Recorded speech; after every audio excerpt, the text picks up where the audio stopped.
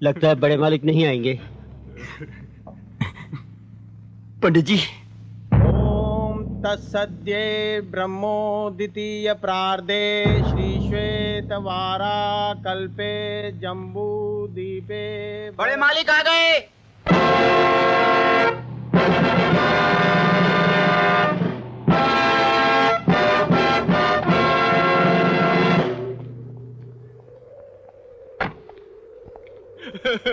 भाई साहब। धीरज रखो महिपाल, चलो। हम तो ये सोच रहे थे, पता नहीं आप वक्त पे आ भी पाएंगे कि नहीं। भाई यशपाल सिर्फ मेरे बड़े भाई ही नहीं, बल्कि मेरे पिता समान थे। मैं कैसे नहीं आता।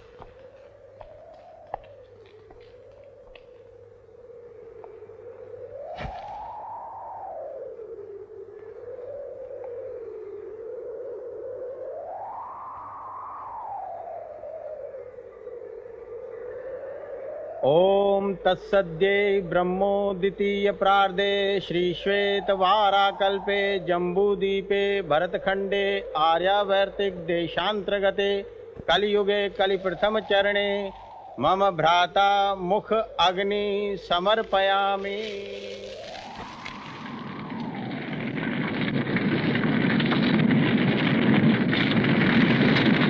हमारे भाई की जिसने हत्या की है उसे एक बार जरूर देखना चाहूंगा।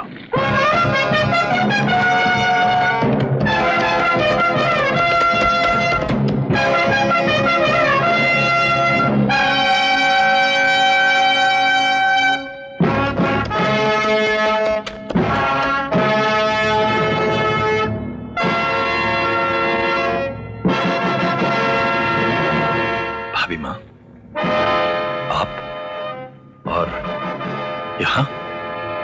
आपको यहाँ नहीं आना चाहिए था भाभी माँ। जहाँ चिता जलती है वहाँ कोई औरत नहीं आती। जिसका पति जवानी में मर जाए वो औरत नहीं रह जाती। कृपाल सिंह, मैं ये जानने आई हूं कि आप अपने भाई की मौत का बदला जीवा से लेंगे या नहीं। भाभी माँ, अच्छा तो ये होता कि आप जीवा को क्षमा कर दें, क्योंकि सच्चाई ये है कि इस सारे मामले में दोष भाई साहब का ही है। कृपाल सिंह, मेरे सुहाग में भले ही खोट था, लेकिन मेरे सिंदूर में कोई मिलावट नहीं थी। और महिपाल सिंह, तुम लोग यहाँ खड़े रहकर क्या कर रहे हो? चिता के पूछने का इंतजार? हाँ भाभी माँ, ताकि भाई साहब की अस्थियों को यहाँ से ले जाकर अंतिम संस्कार कर सके। ये चिता नहीं बुझेगी।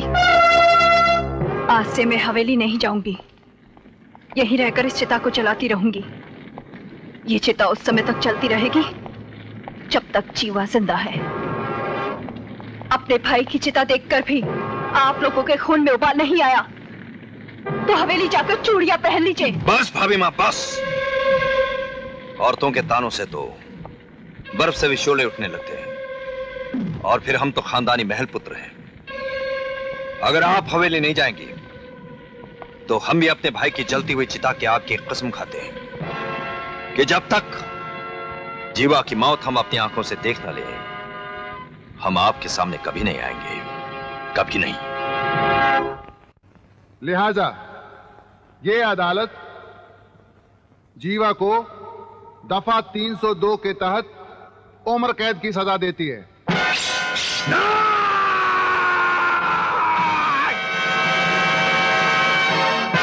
सजाए मौत होनी चाहिए इसे। छोड़ दो मुझे, छोड़ दो।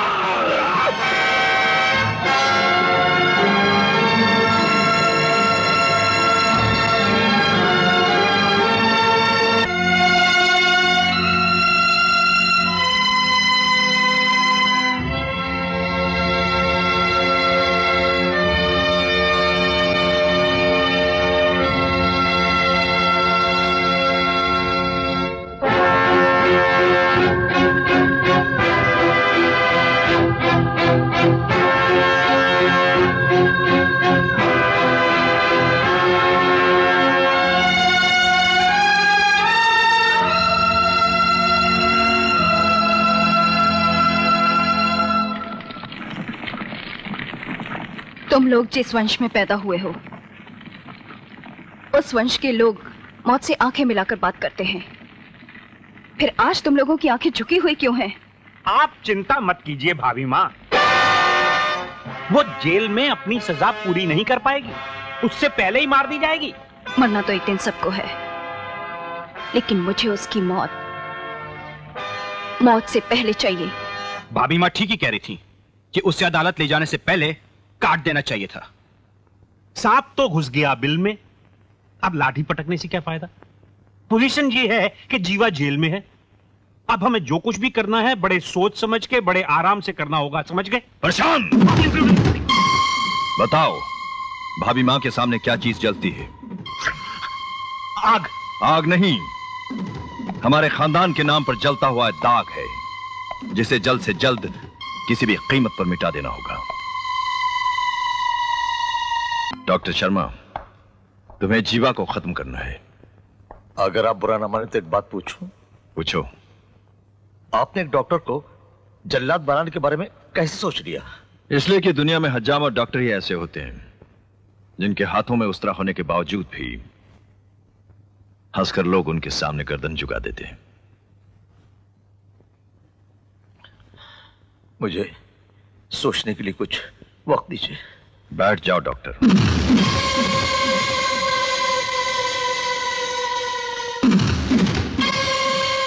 वक्त नहीं, हम तुम्हें रुपया देंगे।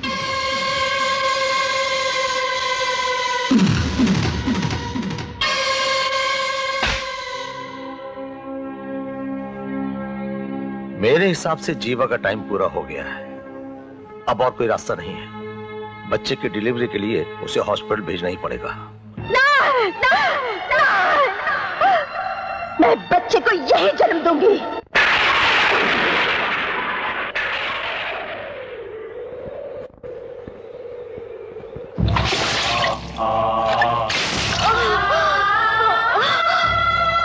जल्दी चलना। हाँ चल।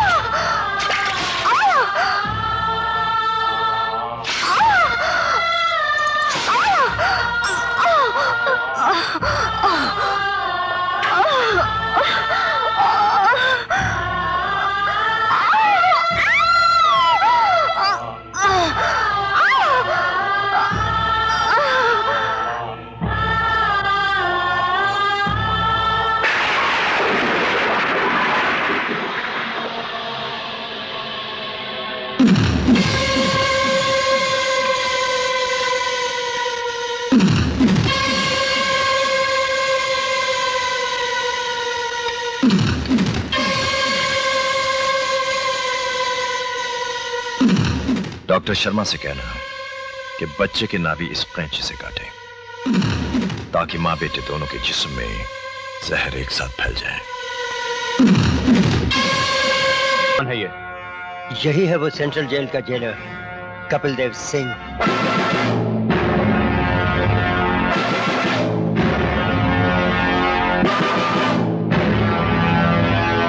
कहां है कृपाल सिंह? हम यहां हैं। ऊंचाई पर रहने का एक फायदा होता है, किसी के सर से टोपी या पगड़ी उछालने की जरूरत नहीं पड़ती, वो खुद ब खुद गिर जाती है। लेकिन एक नुकसान भी है, ऊंचाई पर रहने वालों को हर वक्त सर झुकाकर बात करनी पड़ती है और नीचे वाले हमेशा सर उठाकर बात करते हैं। तुम्हारे बारे में हमने जैसा सुना था वैसा ही पाया, अब तो हमें तुमसे मिलना ही पड़ेगा।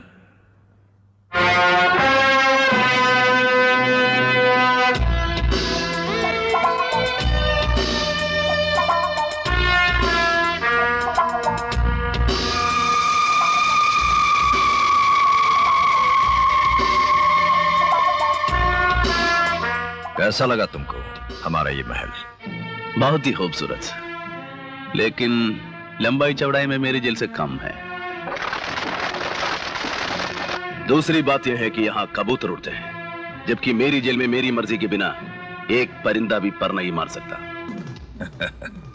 लगता है डॉक्टर शर्मा के जहर को जहां पहुंचना चाहिए था वहां ना पहुंचकर तुम्हारे अंदर आ गया है। शायद इसीलिए जेलर साहब सिग्नल की तरह लाल पीले हो रहे हैं। इन्हें शायद ये नहीं मालूम कि सिग्नल तोड़ना हमारी पुरानी आदत है। और मेरी आदत है तुम जैसे गुंडों से जेल में झाड़ू लगवाने की। अच्छा यही होगा कि तुम लोग हमेशा के लिए इंतकाम की बात भूल जाओ। देखो जेलर, अगर सभी लोग इंतकाम लेना भूल जाएं, तो दुनिया की तमाम जेलें वीरान हो जाएंगी। और मेरी समझ में नहीं आता कि तुम घर के कैसे मालिक हो जो ये चाहते हो कि तुम्हारा घर वीरान हो जाए। और तुम कैसे इंसान हो जिससे बच्चे पर भी दया नहीं आती। मोहब्बत हुस्न नहीं देखता और इंतकाम उम्र नहीं देखता। कृपाल सिंह, फर्ज अमीर और गरीब नहीं देखता। मेरी ड्यूटी है कि मैं जीवा और उसके बच्चे की रक्षा करूं। याद रखना, अगर तुम मेरे और मेरी ड्यूटी के बीच आए तो मैं तुम्हारे और तुम्हारी सांसों के बीच आ जाऊंगा।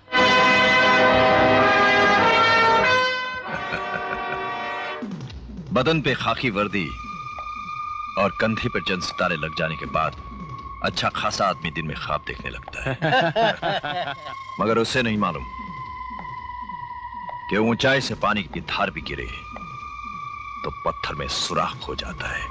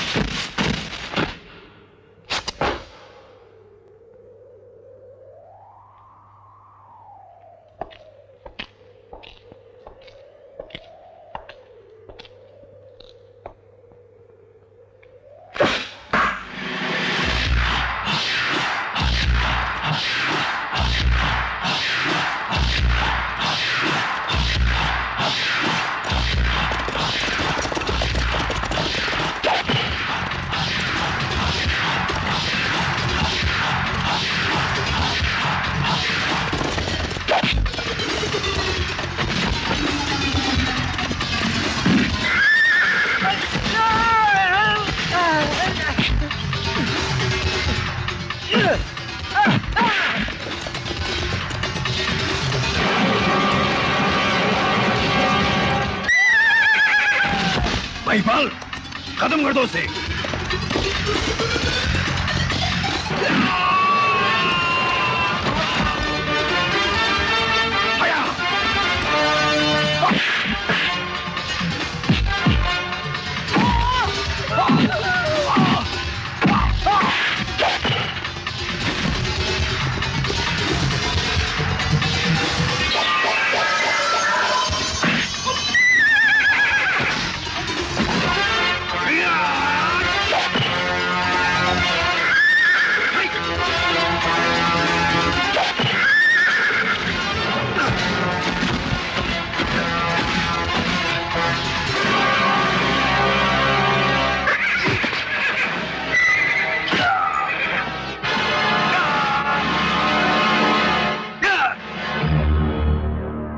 सेंट्रल जेल के जेलर कपिल देव सिंह पर कातिलाना हमला करने के जुर्म में यह अदालत कृपाल सिंह को दफा 307 के तहत 7 साल कैद बामुशक्कत की सजा का हुक्म देती है।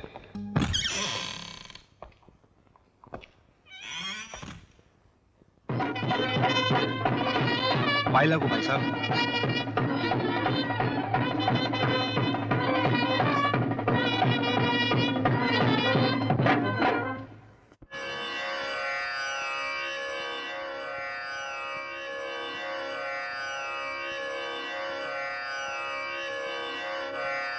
जब आप जेल गए थे मैं खुश भी थी कि जेल में रहकर आप पर पड़ा हुआ शराफत का बचा कुचा मैल भी धुल जाएगा,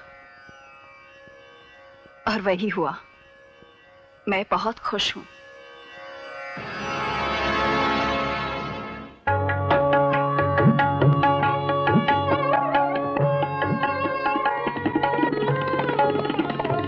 जय हो प्रभु, जय हो।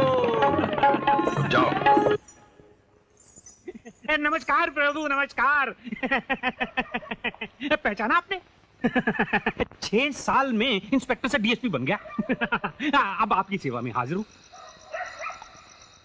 डीएसपी की हैसियत से हर महीने इसे जितनी तनख्वाह मिलती है उसके हिसाब से 6 साल की पूरी तनख्वाह इसे एक साथ दे दो। प्रभु एक एक बोटी दे तो खाने का मजा भी आता है। आप तो पूरा बका एक साथ डाल देते हैं। ये पचेगा तभी जब मैं आपका कोई काम करूं। कोई काम बताइए, सरकारी हो गैर सरकारी सब हो जाएगा। लगता है वक्त अचानक हम पर मेहरबान हो गया है, और जब वक्त मेहरबान हो तो शेर की तरह बदन सिकोड़कर शिकार के आने का इंतजार करना चाहिए। ओ, आप नमस्कार। बाहर आपकी कोई गाड़ी नजर नहीं आई? ये मेरी पुरानी आदत है छत्तर सिंह। कभी मैं गाजे बाजे के साथ बाहर निकलता हूं तो कभी मौत की तरह चुपके से सीने पर बैठ जाता हूं। सीने पे क्यों? आप मेरे सर पर बैठिए। मैं तो खुद ही आपको फोन करके बताने वाला था कि मैंने जीवा के बेटे को जेल से बाहर निकलवा दिया है। वाह मंत्री जी, आपने तो बहुत बड़ा काम कर दिया। कैसे नहीं करता? मैं पहले क्या था? क्या था मैं? सर आप एक चोर थे। हाँ, मैं एक चोर था। जंगल में लकड़ी चुरा के मैं बेचता था। इन्होंने अपना लाखों रुपया खर्चा करके मुझे मंत्री बना दिया। इनका काम मैं कैसे नहीं करता, लेकिन राजा साहब के दिल में एक डाउट आ गया था। नो डाउट, अब तो राजा साहब को खुश हो जाना चाहिए। हाँ, मैं ये जानकर बहुत खुश हुआ कि तुम हरामी तो हो मगर नमक हराम नहीं। Thank you, thank you. लेकिन आपका काम करने में बहुत मुश्किल हुई है। नो डाउट, जेलर बहुत टेढ़ा आदमी है। छत्र सिंह, आदमी चाहे जितना भी टेढ़ा हो, अर्थी सबकी सीधी निकलती है। तुम सिर्फ हमें यह बताओ कि इस वक्त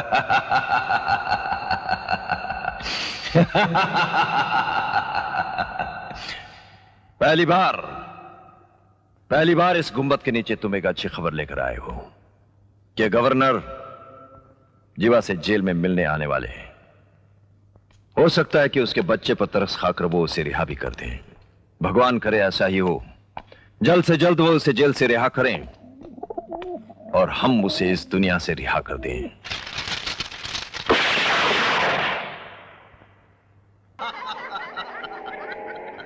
लेकिन भाईजान ने यह फैसला बहुत अच्छा किया है कि मुन्ना भी अब इनके साथ सरकारी क्वार्टर में ही रहेगा। दूसरा फैसला ये किया है कि आप लोग भी हमारे साथ वहां रहेंगे। हम लोग भी?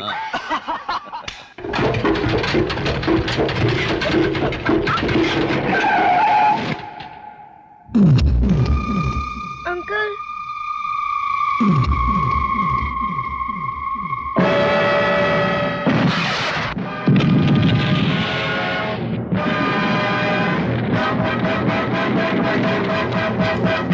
जाओ पीछे करो उन सबका।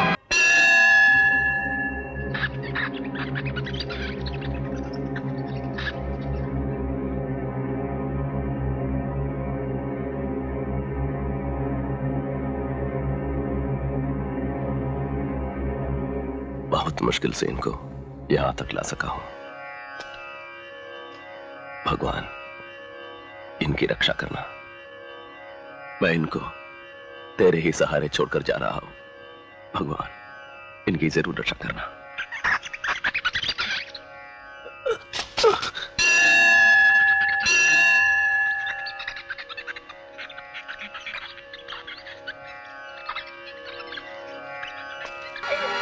भाभी मां, चिता में जलाने के लिए आज मैं वो चीज लाया हूं जिससे आग जलेगी भी और जिससे आग बुझेगी भी।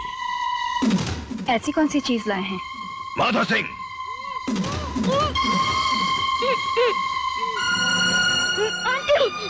आपके दुश्मन जीवा के कलेजे का टुकड़ा। अब वो समय आ गया भाभी मां, जिसने आपकी सुहाग उजाड़ दी थी। आप उसकी गोद सुनी कर दीजिए। जला डालिए इस बच्चे को इस चिता के अंदर। मेरी दुश्मनी सिर्फ जीवा से है, इसे छोड़ दीजिए। मगर आप ही ने मुझे संदेशा भेजा था कि जीवा की गोद सुनी होनी चाहिए। वो मेरा पागलपन था। अगर ऐसा है भाभी मां, तो जरूर आपके सिंदूर में मिलावट होगी। कृपाल सिंह, जब हमने जीवा को क्षमा करने की बात आपसे कही थी तो आपने हमसे कहा था जाओ जाकर चूड़ियां पहन लो। तब हमने इसी चिता के सामने सौगंध खाई थी। और आज उस सौगंध को निभाने का वक्त आया तो आपके अंदर ममता जाग गई। इस आग में भाई यशपाल ही नहीं, मेरी जिंदगी के 7 साल तक जलकर राख हो चुके हैं, और अब आपकी अंधी ममता को भी इसी आग में जलना होगा। आंटी, आंटी, मुन्ना, इसे कुछ हुआ तो नहीं? तुम ठीक हो ना? बच्चे को जल्दी से लेकर चली जाओ। Thank you. जाओ, जल्दी जाओ। हमें बाद में मालूम पड़ा कि गुलाब ने ही जेलर को छिपा के रखा हुआ था। गुजरा करके उसने हमें बेवकूफ बनाया और हम बन गए। ठाकुर साहब, इससे पहले हाका में भी वो हमारे हाथ से बच निकला था और फिर भाभी माँ ने उसे बचा लिया। भाई साहब, याद है ना आपको कि कल अदालत में केस दोबारा खुल रहा है? उधर जेल में हड़ताल भी खत्म नहीं हो रही है। अब मेरी कुर्सी गई समझिए। कुछ नहीं जाएगा, किसी का कुछ नहीं जाएगा। कल जब सूरज डूबेगा तो सिर्फ आसमान ही नहीं, हमारे दुश्मनों के खून से धरती भी लाल। मान दो इसे।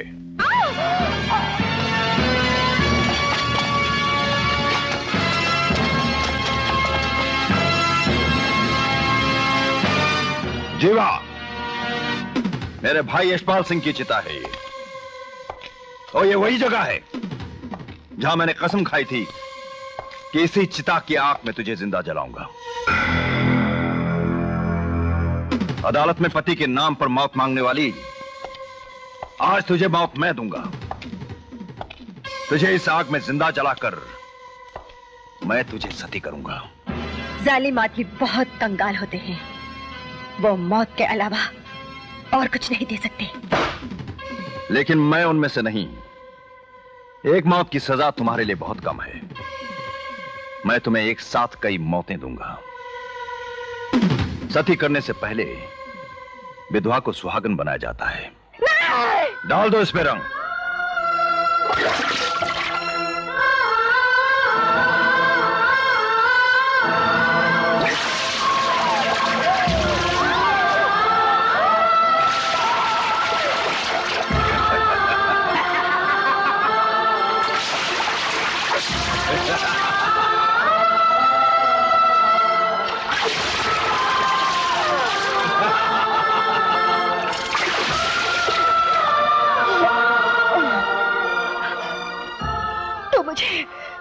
बेशक जला दे, मार दे,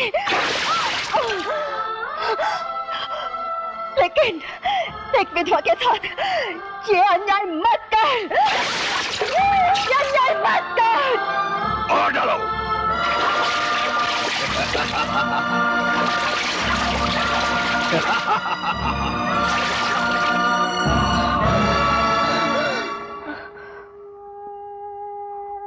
हे धरती, तुम माँ की छाती की तरह क्यों है? कितना अच्छा होता कि माँ की आंचल की तरह होती।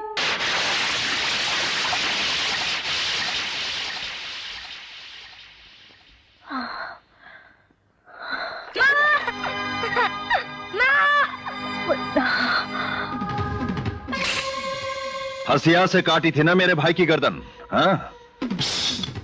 अब मैं तेरे बेटे की गर्दन इस तलवार से टुकड़े कर दूंगा। नहीं, मैं ऐसा नहीं करने दूंगी। करो कोशिश। ना तू पहले इसे तोड़ पाई थी, ना अब तोड़ पाएगी। पहले एक विधवा पत्नी कोशिश कर रही थी, जिसे तुम देख रहे थे। अब एक माँ की शक्ति देख। तो दिखाओ माँ की शक्ति, दिखाओ।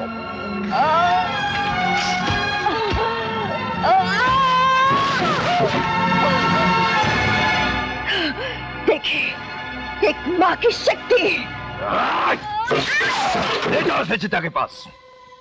अब इसे जिंदा जलाकर मैं अपनी सौगंध पूरी करूंगा।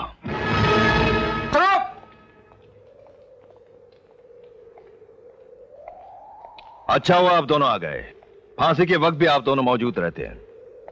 डॉक्टर साहब वक्त बताते हैं और जज साहब उंगली उठाकर जेलर को इशारा करते हैं, फिर वो फांसी पर लटकाने का हुक्म देते हैं।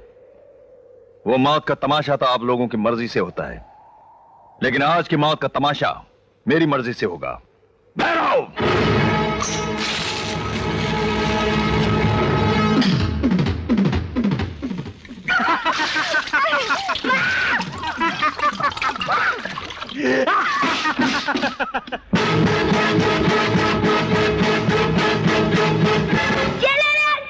आत्मा कभी नहीं मरती, जीवन का ये सूत्र है, जुल्म सितम से लड़ने वाला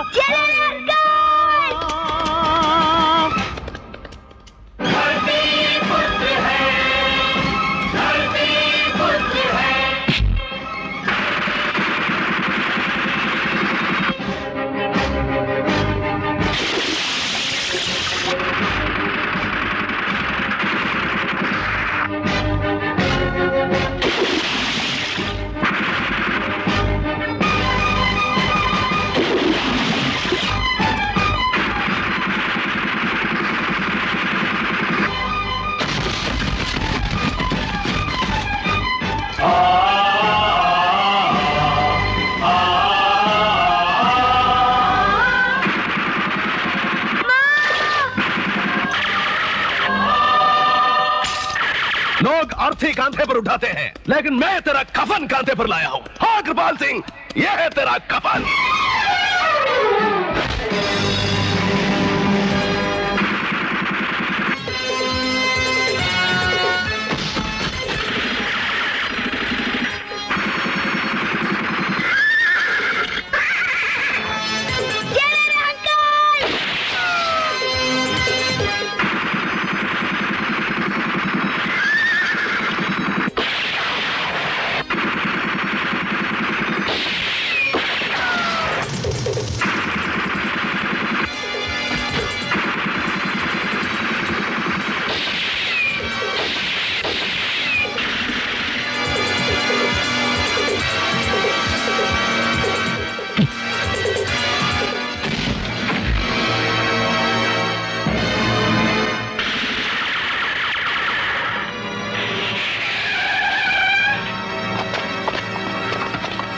आप लोग इस तरफ चल जाइए, फॉलो मी।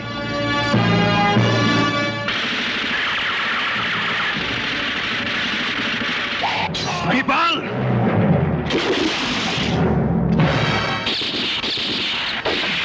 प्रशांत, रोको पुलिस वालों को। हाँ।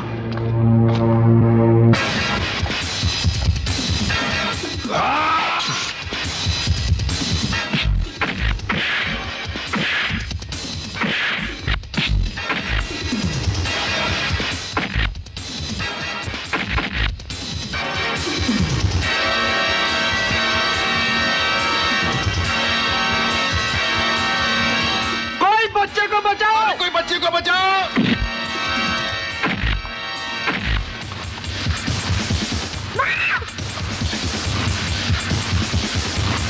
माँ, बच्चे को बचाओ।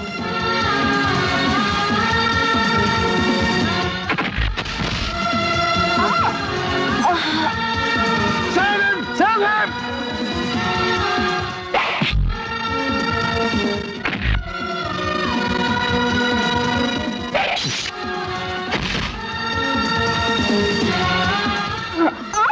Come on, save him!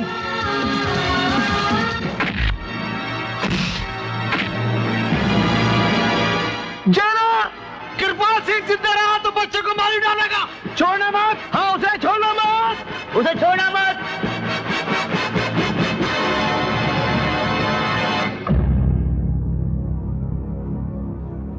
Kripal Singh, gulab by और अनवर खान के खून के इल्जाम में दफा 302 के तहत मैं तुमको सजाए मौत देता हूं।